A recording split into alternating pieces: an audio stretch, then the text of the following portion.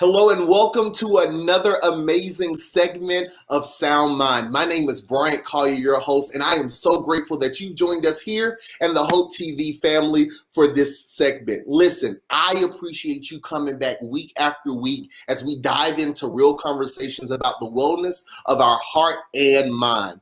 Today is no different. We have an amazing show planned out for you today, but there's a few things that I need from you.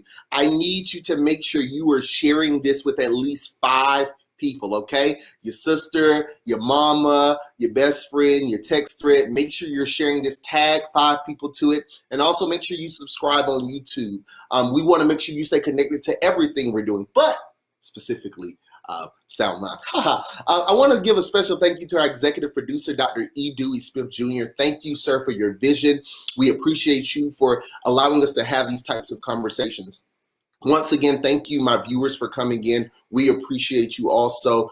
We don't take your viewership for granted. But last but not least, I want to give a special shout out to my background team, my assistant producers, the technical team behind the scenes. We couldn't do it without you all. So thank you. Well, today, the couch we are going to sit on is Mr. Gordon Collier.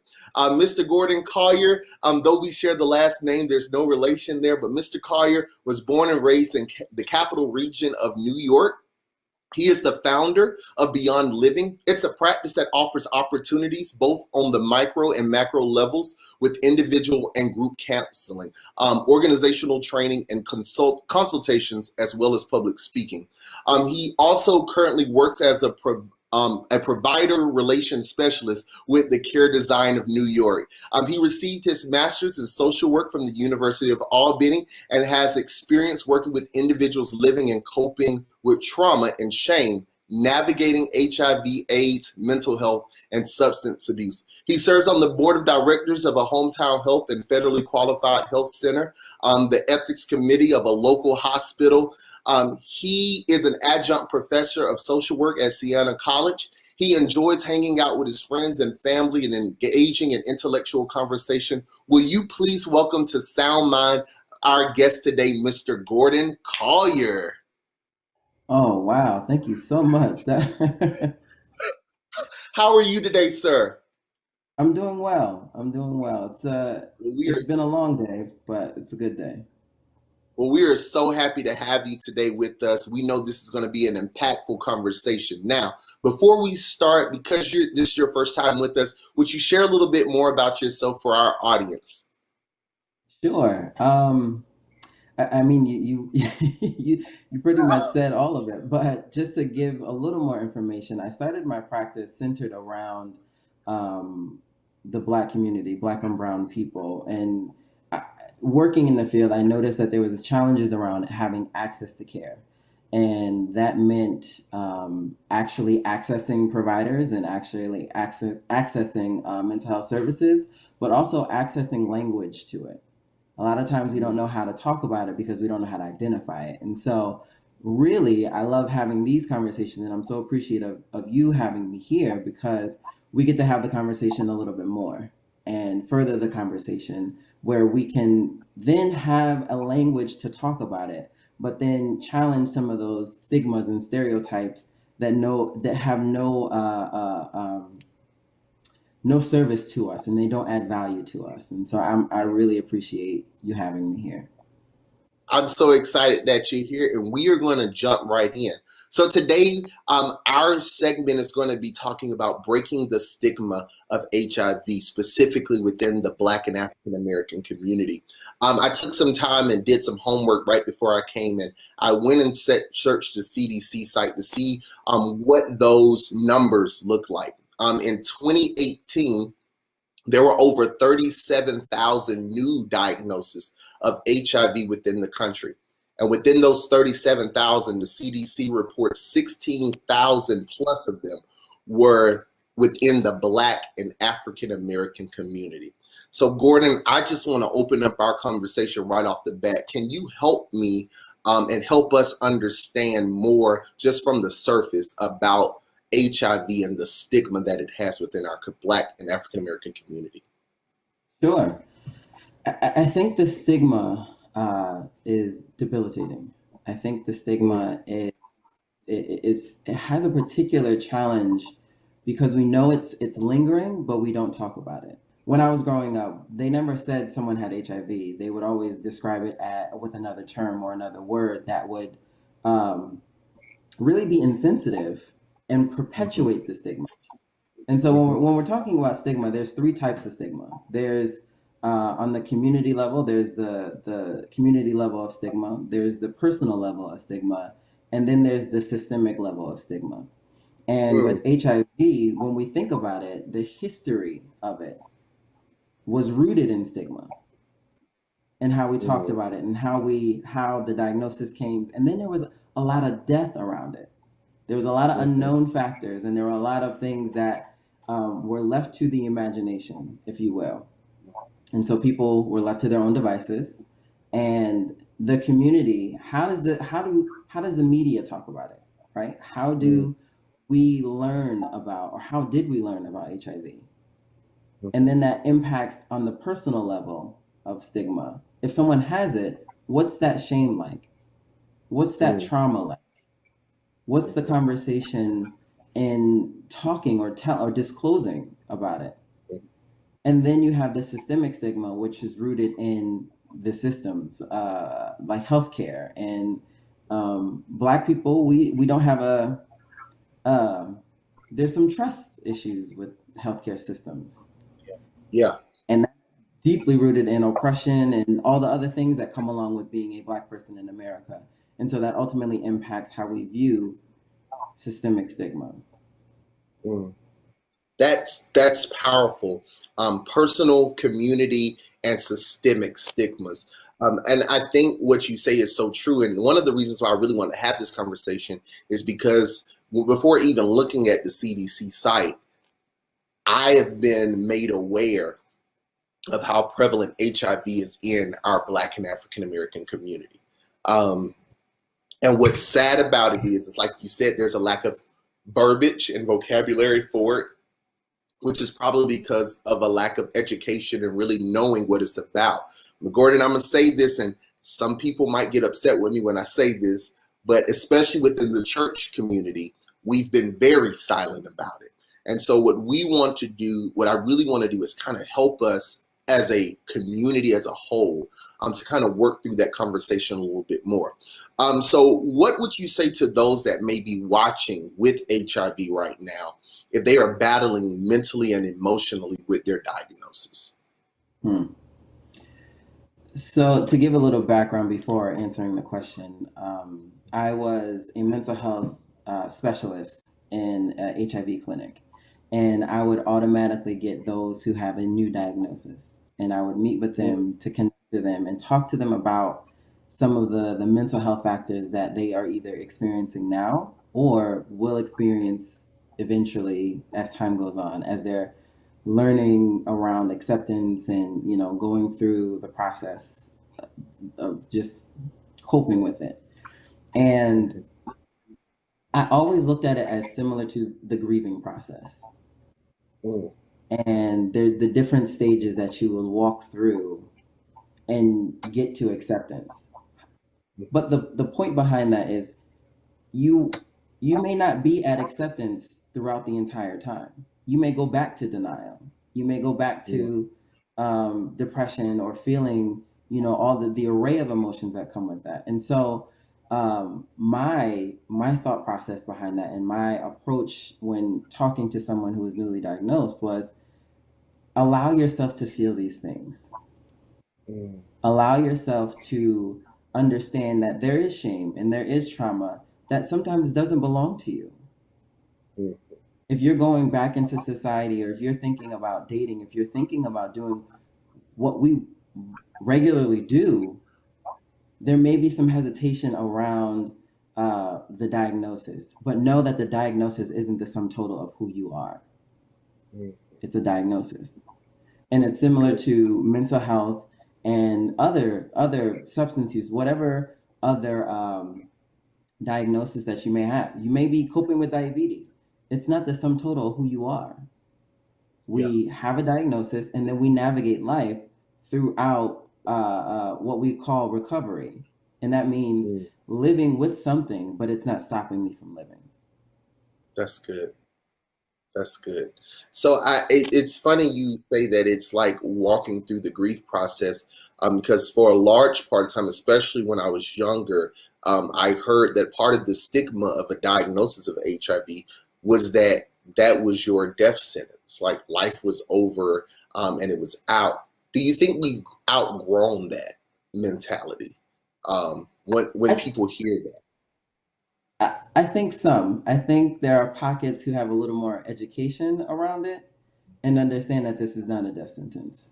There has been a lot of research. There have been a lot of new medications. There are a lot of things that help folks maintain their viral load and undetectable and their treatment. And if you maintain your treatment, then you can live a full life.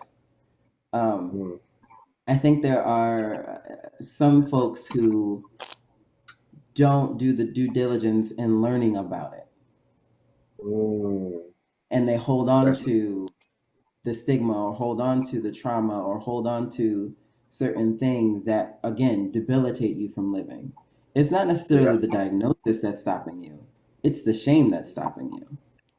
Mm. It's the trauma that's stopping you from living. And I mean that can go across the board, but when we think about it, HIV is not a death sentence anymore. But what am I holding on to that's preventing me from living a full life? It's not the diagnosis, it's the shame. Woo! Now listen, you didn't almost mess me up. I think we can sign off now. This is good. It's not the diagnosis, it's the shame. And you're so right. And like you said, it can go across the board, but specifically in this conversation, that becomes it. I know some individuals personally that didn't even want to like go take medicine and go even get treatment because of the shame that was connected to it. So how do we mentally and emotionally support maybe a family member or a friend we know, or just an acquaintance? How do we support them without being intrusive, disrespectful, ignorant? How can we support them, especially mentally, emotionally, as they're living this new part of their life? Yeah. I think the first part is understanding that it's an honor to be able to support someone. If they had the conversation with you, if they told you, that means there's a relationship there. And how Mhm. do we honor the relationship while maintaining and being a supportive person or being a supportive family member or being a supportive community member? Because if I know, that means you told me, or if you didn't tell me and I found out, my next role or my next question is how do I support you? Because support is Mm, going to look different for everybody. But if we yeah. come with from a place of curiosity, then we can have a level of grace and compassion because the person is going to tell us how we can support them. Yeah. Now, they may say, help remind me to, take my medication or make it to my doctor's appointments or check on me when you think I'm feeling depressed or when you think there's some anxiety going on. Just call and check on me. And they may be able to tell you that, but if they can't tell you that, come up with it together. Ask them, okay, so what does support look like for you? That's It's good. not being accusatory, it's not being judgmental, it's not because all of that they've dealt with and they're dealing with because that's what's connected to shame. If we can honor Mm. the vulnerability of the person and come from a place of curiosity, then we have a level of grace and a level of compassion that breeds love and the ability to grow. If we honor the vulnerability of the person, and Mm. I think that's what it is sometimes. Sometimes we get so consumed in it that we make it about ourselves. Um, and and this is a new walk of life for people. And it's so sad, but it's like it's a thing like we make it about them. So this I want to throw this one at you. Forgive me. I'm apologizing ahead of time. So how do we deal with ignorant people specifically within our culture? So, and follow my trail here. We talk about racism and how individuals who are a part of the privileged community using their voice and their power to correct things within their community when they hear things. Within the Black community, what can we do? Because this is not a death sentence. This is not a shame sentence. What can we do to be more supportive and affirming externally to others within our community who may be ignorant or say ignorant things? Yeah. I appreciate the question because that to me is the action items of what we can do with Mm, everybody. And I always bring up language. I always bring up how we talk about it because how we talk about it is often how we think about it. And so if I can check myself in the language that I'm using, then I can have the ability to check someone else in the language that they're using. that's So, good. example would be person first language.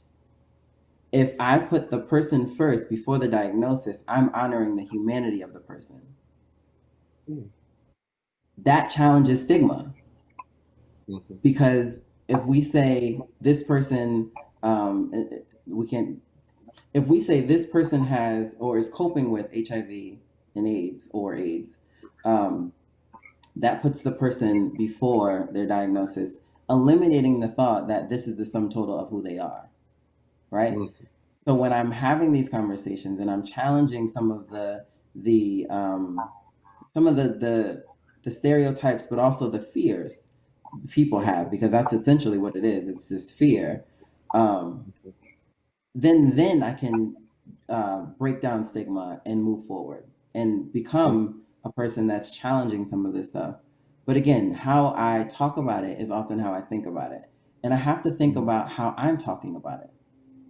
How mhm. do I jovially talk about it? Or do I jovially talk about it? Or can I have a conversation about it? Or you know what I mean? Like I said in the Yeah, beginning, my family, people described HIV as something that was so insensitive. And as a kid, I never understood it. mhm. And so now if I hear someone say, oh, this person has what insert insensitive word here, oh no, we don't, no, that's actually not the right word. The right word is HIV, or Right. the right word, things like that. Mhm. Or just it ain't none of your business. And I'm sorry, I'm a little blunt, but you introduce something to this conversation that's really important. We joke sometimes, even culturally, about things that aren't funny, and we normalize it. And if I Hmm. can just jump real quick, that's how we create traumas within our culture as a community, especially within church culture. So it's important to police those conversations on how we use the language and then being able to check others on how to do theirs. So let me shift to a different train of thought. When you've been in this field, you work in this field, you've experienced many people within this field from different walks of life and backgrounds. What's not being considered when engaging in the conversation around the mental and emotional effects of HIV within our community? Hmm. What are we missing? Essentially, is the question, right? Right. What's not being talked about? What's being overlooked? What don't we consider as a whole that should be brought out to light? I would say the shame aspect of it. I think the shame that plays on anxiety, I think the shame that plays on depression, and the reluctance of being vulnerable. Now, that's challenging because vulnerability is not something that we're like, oh yeah, let's be vulnerable as a Black community, right? So Right. No, no, no, no. You're totally right. You're totally right. how do I create an environment where people trust me, Yeah. where people feel seen and feel heard? And it's not even about what they're going through and all of that. It's just I just want to see you. I just want to hear Mhm, you. mhm, I want to be with you. I want to connect to you on a much deeper level. But for so long, and in the church, I speak from a person that grew up in church, a PK. there are a lot of superficial relationships that we deem as deep. Hello. And so that's challenging when we try to welcome in vulnerability because I don't know you. Hmm. How can I show you parts of me that I'm afraid to explore, but we don't have a deep and meaningful relationship that I can Exactly. trust you to hold me and to carry my heart. Right. Right. Because you got to do the work beforehand. You just Absolutely. can't come and be my, walk with me through what I'm going through, and you don't know my last name, you don't know where I'm from, you don't know how, you know nothing else about me. And a lot of times that's why I made the statement earlier about being nosy, is because a lot of times you find individuals that want to get close to someone because they want to be nosy. Hmm. And it's so sad, it's sick. Um, and I'm sure all of us that are watching right now, we all know someone that's just nosy Nancy, nosy Nate, because it has no gender preference there. We know nosy people. And so what I love about it is we need to see the other person. We need them to Right. know we're invested in that. And that can change. So I appreciate this conversation because I think there's more than, and it's more after this conversation. What are some of the next steps? Like if there's someone that is interested in becoming more involved and possibly wanting to learn more, what would you suggest to them? Educate yourself. Go do the due diligence in reading articles and finding out the facts and not the fears that we coin. We use paragraphs and colloquial phrases and all these other things that are connected to Right. fear, which only Yeah. perpetuates stigma and only perpetuates the inability to connect to someone. So do the research and take the risk because it also Mhm. requires you to be vulnerable. And Yep. so, what's the work that you have to do in order for you to feel comfortable to see someone and to be there? I think that's the commission that we are all called to, and sometimes we miss that mark because we don't Mhm. have it within ourselves. For a long Yeah. time, I didn't, there are parts of me that I hid from God. And it's like, why? That doesn't make any sense. He's the one that created you. How can you possibly think that you're hiding something from him when he's the one that created you in his likeness and his image? There's a part of that that I have to accept, but it was hard for me to accept that. And so, once I got a handle on that, I was able to be vulnerable with myself and then Mhm. accept other people and their vulnerability. That's good. That's good. And I use that illustration a lot, where I talk about we are so busy sometimes trying to hide things from other people that we forget that there's an all seeing, all knowing, all powerful being that's literally sees and knows all. And we're more concerned with hiding from the shame of people than even hiding from God. And then those that are hiding things from God, it's like He already knows. Like, why are you? And what we don't know is it keeps us in bondage. And so, what Hmm. you really helped us today, Gordon, is not just being more knowledgeable about this conversation and helping to break the stigma of HIV, but also just coming to grips with we need some vulnerability and transparency, even when it comes to ourselves and with God. And I appreciate you for that. Well, as always, our time always goes by really fast during these segments. But Gordon, can you leave before we leave your couch this week? Can you give us some words of wisdom, some nuggets that can help us as we prepare to go through another week that will help us? Yes, absolutely. Based on the conversation, embrace vulnerability, embrace Mm, the challenge of being seen and being heard and hearing other people and seeing other people. Because the very thing that we are called to have comes through vulnerability. That joy mm, that we want, the peace that we've been praying for, that abundant life that is promised to us. It comes in the form and comes through vulnerability in our connection because we're not in this alone. And so, if there is shame, if there is trauma, if there is stigma, how do we break through that? How do we Mm, move beyond those things that are only hindering us from living that full and abundant life? And that's through vulnerability. And mm. so my encouraging word is to take the risk, embrace it, and yeah, just do it.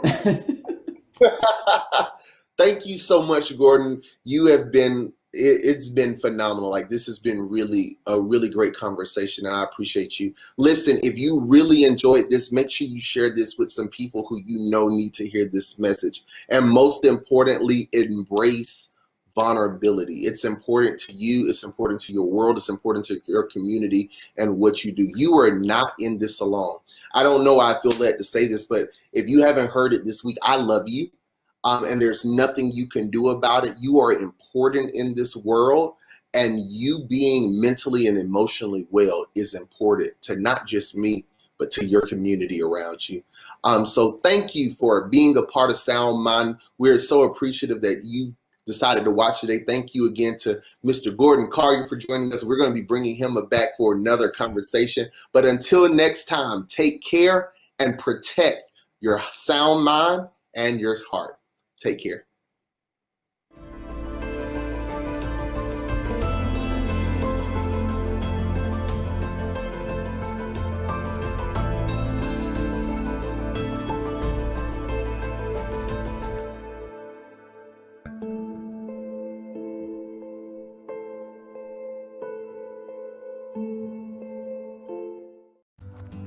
We told them the smear ads were coming, and that's exactly what happened. You would think that Kelly Loeffler might have something good to say about herself if she really wants to represent Georgia. Instead, she's trying to scare people by taking things I've said out of context from over 25 years of being a pastor. But I think Georgians will see her ads for what they are. Don't you? I'm Raphael Warnock, and we approve this message.